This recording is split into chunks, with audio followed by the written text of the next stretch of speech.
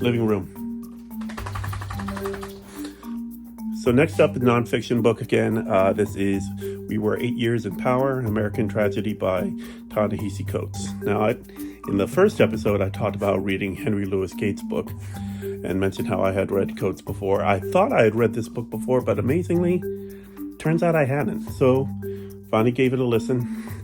Now, unlike Coates' other work, this was a series of essays written at the time. Like, it was basically going year by year through the Obama administration, but it's an essay for each year that was written during the year.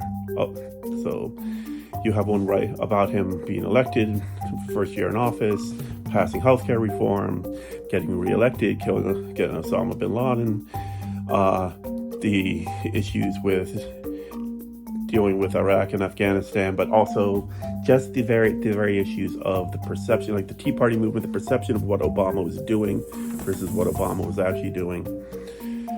I think I mentioned how some of the details on Henry Louis Gates in the last episode.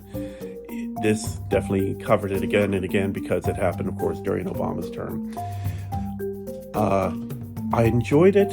I would have enjoyed it more if it didn't feel so repetitive, and that's part of the problem of doing pulling the essays. You're going to have repetition. You're going to have things that were said in the first essay that's going to be repeated in the second and the third, and unfortunately, that got a bit annoying. And then, of course, I have a long-standing rule: if I'm reading a book that's nonfiction, that's history-based, and they get a historical fact wrong, I got to drop a star. I just can't allow that. Doesn't matter if it's a fantastically written history book like Eric Larson or Simon Winchester I've got to drop a star if there's a fact wrong. And there was a fact wrong I believe in the 7th year. I can't remember what it is now because it's been over a week since I finished reading it, but still, excellent collection of essays. Definitely seeing the Obama administration from another angle that obviously as a white male I did not have.